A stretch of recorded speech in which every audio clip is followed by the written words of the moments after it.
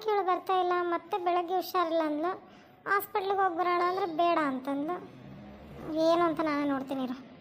ಅಯ್ಯೋ ರಾಮ, ಇವಳಿಗೇನಾಯ್ತು ಮತ್ತೆ? ರೇವತಿ, ರೇವತಿ. ಹಾಂ ಅತ್ತೆ ಹೇಳಿ. ಯಾಕೆ, ಏನಾಯ್ತು ನಿನಗೆ ಮತ್ತೆ? ಅತ್ತೆ ಹೇಳ್ತಾ ಇದ್ದೀನಲ್ಲ, ನನಗೆ ಯಾಕೋ ಒಂಥರ ಅನ್ನಿಸ್ತಿದೆ, ತಲೆ ಭಾರ ಅನ್ನಿಸ್ತಿದೆ. ಇವಾಗ ನೋಡಿದ್ರೆ ವಾಂತಿ ಆಗ್ತಾಯಿದೆ. ಈಗ 4-5 ಸತಿ ವಾಂತಿ ಮಾಡಿಕೊಂಡೆ ನಾನು. ನಂಗೆ ಕೂಡೋಕ್ಕೂ ಆಗ್ತಾ ಇಲ್ಲ ಅತ್ತೆ, ನನ್ನನ್ನು ಅರ್ಥ ಮಾಡ್ಕೊಳ್ಳಿ. ಸರಿ, ಡಾಕ್ಟ್ರನ್ನಾದರೂ ಮನೆಗೆ ಕರೆಸ್ಲಾ? ಸರಿ ಅತ್ತೆ, ಆದರೆ ನಾನು ಮಾತ್ರ ಹಾಸ್ಪಿಟ್ಲಿಗೆ ಬರಲ್ಲ. ಬೇಕಾದರೆ ಡಾಕ್ಟ್ರ್ ಬರೋದಾದರೆ ನನಗೇನು ತೊಂದರೆ ಇಲ್ಲ ಅತ್ತೆ. ಸರಿ, ಡಾಕ್ಟ್ರಿಗೆ ಕಾಲ್ ಮಾಡ್ತೀನಿ ಇರು. ಡಾಕ್ಟ್ರೇ, ನಾನು ರೀ ಪುಷ್ಪಕ್ಕ ಮಾತಾಡತ್ತೀನಿ. ಅದೇ ನಾನು ಸ್ವಲ್ಪ ನನ್ನ ಸೊಸೆಗೆ ಮೊನ್ನೆ ತಾನೇ ಮದುವೆ ಆಯ್ತಲ್ಲ ನನ್ನ ಮಗಂದು, ಅದೇ ನನ್ನ ಸೊಸೆಗೆ ಹುಷಾರಿಲ್ಲ, ಯಾಕೋ ತಲೆ ಭಾರ ವಾಂತಿ ಅಂತಿದ್ದಾಳೆ. ಸ್ವಲ್ಪ ಯಾಕೆ ಒಂಥರ ಆಡ್ತಿದ್ದಾಳೆ. ನೀವು ಒಂದು ಸತ ಬಂದು ನೋಡ್ತೀರಾ ಡಾಕ್ಟ್ರೇ? ಹೌದ್ರಿ ಪುಷ್ಪಕರ, ಯಾರು ನಿಮ್ಮ ಸೊಸೆಗ್ರಿ? ಹೌದು ಡಾಕ್ಟ್ರೇ, ಯಾಕೋ ತುಂಬ ತಲೆನೋವು, ತಲೆ ಭಾರ, ಆಮೇಲೆ ವಾಂತಿ ಅಂತಿದ್ದಾಳೆ. ಒಂದು ಸ್ವಲ್ಪ ಬಂದು ನೋಡ್ತೀರಾ? ಮನೆ ಹತ್ರ ಬರ್ತೀರಾ? ರೀ ಪುಷ್ಪಕಾರ, ನಿಮ್ಮ ಮನೆ ಹತ್ರನ ಅದೀನಿ. ನಾನು ಸ್ವಲ್ಪ ಊರಿಗೆ ಹೋಗೋದಿದ್ರಿ, ಬಂದಿರ್ರಿ. ಬಂದು ನೋಡ್ಕೊಂಡು ಹಂಗೆ ಹೋಗ್ತೀನಿ ತಡ್ರಿ. ಸರಿ ಸರಿ, ಬರ್ರಿ ಹಂಗಾರ. ಡೋರ್ ಓಪನ್ ಇಟ್ಟಿದ್ರಿ, ಬಂದುಬಿಡ್ರಿ ಹಂಗಾರ. ಒಳಗೆ ಬಂದುಬಿಡ್ರಿ. ಡಾಕ್ಟ್ರ್ ನಮ್ಮ ಮನೆ ಮುಂದೆ ಅದಾರಂತ, ಬಂದರೆ 1-2 ನಿಮಿಷ. ಸರಿ ರೀ ಅತ್ತಿ. ಪುಷ್ಪಕರ, ಪುಷ್ಪಕರ. ಡಾಕ್ಟ್ರೇ, ಒಳಗೆ ಬರ್ರಿ, ಒಳಗೆ. ಅದೇ ನನ್ನ ಸೊಸೆ ರೂಮಿಗೆ ಬರ್ರಿ. ನನ್ನ ರೂಮ ಪಕ್ಕಕ್ಕೆ ಐತಲ್ಲ, ಅದೇ ರೂಮಿಗೆ ಬರ್ರಿ. ಆರಾಮದಿರಿ ಡಾಕ್ಟ್ರ? ನೀ ಏನು ಬೇ ಪುಷ್ಪಕ, ಡಾಕ್ಟ್ರಿಗೆ ಆರಾಮದಿರಿ ಅಂತ ಕೇಳ್ತಿರಲ್ಲ. ಆತಾತ್ ಬರ್ರಿ. ಈಕಿನ ನೋಡ್ರಿ ನನ್ನ ಸೊಸೆ. ಇವರ ಪುಷ್ಪಕ? ಹ್ಞೂ ಡಾಕ್ಟ್ರೇ, ಇವಳೇ. ಮದುವೆ ಆಗಿ 1 ವಾರ ಆಗಿಲ್ಲ. ತಲೆ ಭಾರ, ತಲೆನೋವು, ವಾಂತಿ ಏನೇನೋ ಅಂತಿದ್ದಾಳೆ. ಬೆಳಗ್ಗೆ ಡಾಕ್ಟ್ರ್ ಹತ್ರ ಹೋಗೋಣ ಅಂದರೆ ಬೇಡ ಅಂದ್ಲು. ಅದಕ್ಕೆ ನಿಮ್ಮನ್ನೇ ಕರೆಸ್ಬಿಟ್ಟೆ ಮನೆಗೆ. ನಾಲ್ಗೆ ತೋರ್ಸಮ್ಮ, ಸ್ವಲ್ಪ ಕಣ್ಣು ದೊಡ್ಡ ಮಾಡು, ಆಮೇಲೆ ಸ್ವಲ್ಪ ಬಾಯಿ ತೆಗಿಮ್ಮ, ಕೈ ಕೊಡು.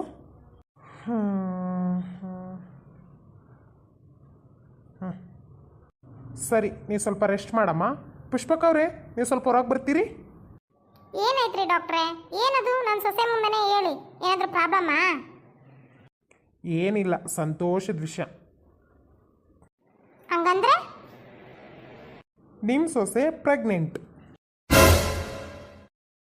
ಏನು ಹೇಳ್ತಿದ್ದೀರಾ ಡಾಕ್ಟ್ರೇ? ತಲೆಗಿಲೆ ಕೆಟ್ಟಿದ್ಯಾ ನಿಮಗೆ? ಏನಿದು ಇಷ್ಟಾಗಿ ಸಿಟ್ಟಾಗ್ತಿದ್ದೀರಾ ಪುಷ್ಪಕ ಅವರೇ? ಸಂತೋಷದ ವಿಷಯ ಹೇಳಿದ್ರೆ ಇಷ್ಟು ಸಿಟ್ಟಾಗ್ತಿದ್ದೀರಲ್ಲ ನೀವು, ಯಾಕೆ, ಏನಾಯ್ತು? ಇಲ್ಲ ಡಾಕ್ಟ್ರೇ, ನೀವು ಇನ್ನೊಂದ್ಸತಿ ಸರಿಯಾಗಿ ಚೆಕ್ ಮಾಡಿ. ನೀವೇನೋ ಮಿಸ್ಟೇಕ್ ಮಾಡ್ಕೊಂಡಿದ್ದೀರಾ ಅನ್ಸುತ್ತೆ. ಸರಿ, ಕೈ ಕೊಡು ನಿಂದು. ನಾನು 1 ಸಲ ಅಲ್ಲ 1000 ಸಲ ನೋಡಿದ್ರು ನಾ ಹೇಳೋದೊಂದೇ, ನಿಮ್ಮ ಸೊಸೆ ಪ್ರೆಗ್ನೆಂಟು. ಸರಿ ಡಾಕ್ಟ್ರೇ, ನೀವಿನ್ನು ಹೊರಡಿ. ನಿಮ್ಮ ಫೀಸ್ ಎಷ್ಟು? ನನ್ನ ಫೀಸ್ 100 ರೂಪಾಯಿ. ಸರಿ, ನನ್ನ ಮಗನಿಗೆ ಹೇಳಿ ನಿಮಗೆ 100 ರೂಪಾಯಿ ಫೋನ್ಪೇ ಮಾಡಿಸ್ತೀನಿ. ನೀವಿನ್ನು ಹೊರಡಿ. ಸರಿ ಆಯಿತು ಪುಷ್ಪಕ, ಬರ್ತೀನಿ. ಆಯಿತು, ಹೋಗಿ. ಇಲ್ಲ ಅತ್ತೆ, ನಂಗೆ ಇದು ಹೇಗಾಯಿತು ಅಂತ ಗೊತ್ತಿಲ್ಲ. ನೀವು ನಾನು ಹಿಂಗೆ ಗುರುಗುಟ್ಕೊಂಡು ನೋಡ್ಬಿಡಿ ಅತ್ತೆ, ನಿಮ್ಮ ಕೈ ಮುಗಿತೀನಿ. ಏನೇ ಇದು? ನಾನು ಏನೋ ತಲೆನೋವು, ಹುಷಾರಿಲ್ಲ ಅಂತ ಇಷ್ಟು ಕಾಳಜಿಯಿಂದ ತಾಯಿ ಥರ ನೋಡಿಕೊಂಡ್ರೆ ನನಗೆ ನನ್ನ ಮಗನಿಗೆ ಮೋಸ ಮಾಡಿಬಿಟ್ಟೆ ಕಡಿಕ. ನನಗಿಂತ ಸೊಸೆ ಸಿಗ್ತಾಳಂತ ನನ್ನ ಕನಸು ಮನಸ್ಸಲ್ಲೂ ಅಂದ್ಕೊಂಡಿರಲಿಲ್ಲ. ನಿನ್ನ ಮೊದಲು ನನ್ನ ಮಗನಿಗೆ ಹೇಳಿ ಗಂಟು ಮೂಟೆ ಕಟ್ಟಿಸಿ ಹೊರಗೆ ಹಾಕಿಸ್ತೀನಿ. ನನ್ನ ಮಗನಿಗೆ ಇವತ್ತೇ ಫೋನ್ ಮಾಡ್ತೀನಿ. ಇಲ್ಲ ಅತ್ತೆ, ನಾನು ಸುಳ್ಳು ಹೇಳ್ತಿಲ್ಲ, ನಿಜ. ಕೃಷ್ಣ ನಾಳೆಗೂ ನಿಜ. ನನಗಿದು ಹೇಗಾಗಿದೆ ಅಂತ ಗೊತ್ತಾಗ್ತಿಲ್ಲ ಅತ್ತೆ, ಕ್ಷಮಿಸಿ ಅತ್ತೆ ನನ್ನನ್ನು. ನನಗೆ ನಿಜ ಗೊತ್ತಿಲ್ಲ ಅತ್ತೆ. ಯಾಕೆ ನಿನಗೆ ಗೊತ್ತಾಗ್ದೇ ನಿನ್ನ ಹೊಟ್ಟೆಲಿ ಪಿಂಡ ಹುಟ್ತಾ ಇದೆಯಾ? ನನ್ನ ಮಗನಿಗೆ ಹುಟ್ಟಬೇಕಾದ ಮಗು ಇನ್ನು ಯಾವನಿಗೋ ಹುಟ್ಟಿದೆ ಅಂದಮೇಲೆ ನಿನ್ನ ಹೊಟ್ಟೆಲಿರೋ ಪಿಂಡಕ್ಕೆ ನನ್ನ ಮಗ ಯಾಕೆ ಅಪ್ಪ ಆಗಬೇಕು? ಹೊಟ್ಟೆಗೆ ಅನ್ನ ತಿಂತೀಯಾ? ಏನು ತಿಂತೀಯಾ ನೀನು? ನೋಡು, ನನಗೆ ಬುದ್ಧಿಲ್ಲ. ಇನ್ನು ನಿನ್ನ ಹತ್ರನೇ ಕೂತ್ಕೊಂಡು ಮಾತಾಡ್ತಾ ಇದ್ದೀನಿ. ಅತ್ತೆ, ನನ್ನ ಹೊಟ್ಟೆಲಿರೋ ಮಗುಗೆ ನಾನೇ ತಾಯಿ ಆಗ್ತಿರೋದು ನನಗೆ ಗೊತ್ತಿಲ್ಲ ಅತ್ತೆ. ನಾನು ಯಾಕೆ ನಿಮ್ಮ ಹತ್ರ ಸುಳ್ಳು ಹೇಳಿ? ನಿಮ್ಮ 3-4 ದಿನದಿಂದ ಹೇಳ್ತಾ ಇದ್ದೀನಿ. ನನಗೆ ಯಾಕೋ ಒಂಥರ ಆಗ್ತದೆ, ನನಗೆ ಯಾರೋ ಅನುಭವ ಆಗ್ತಿದೆ, ನನ್ನ ಅಕ್ಕಪಕ್ಕ ಯಾರೋ ಇದ್ದಾರೆ ಅಂತ. ನಾನು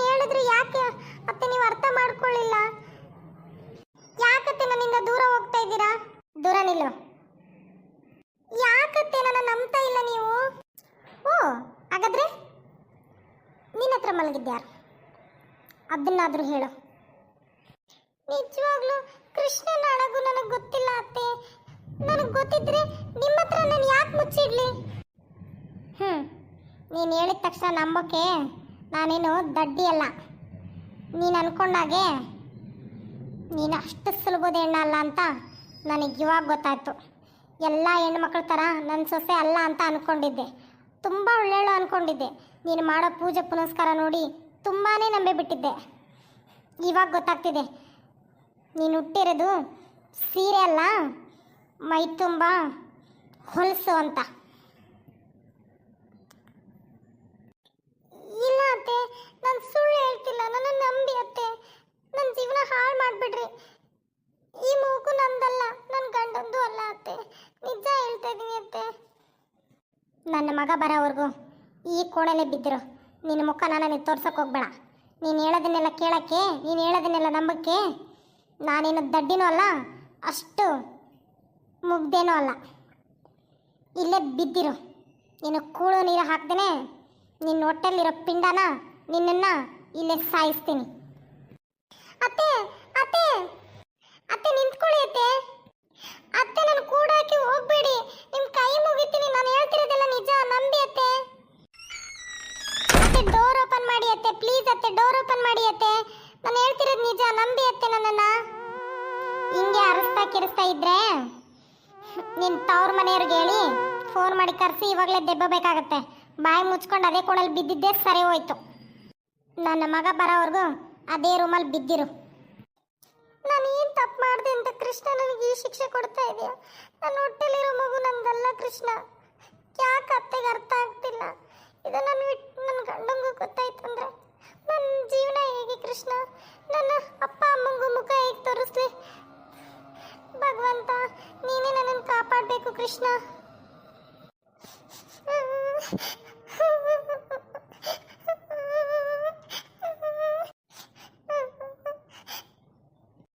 ಯಾರು ನೀನು? ಯಾಕೆ ಬಂದೆ?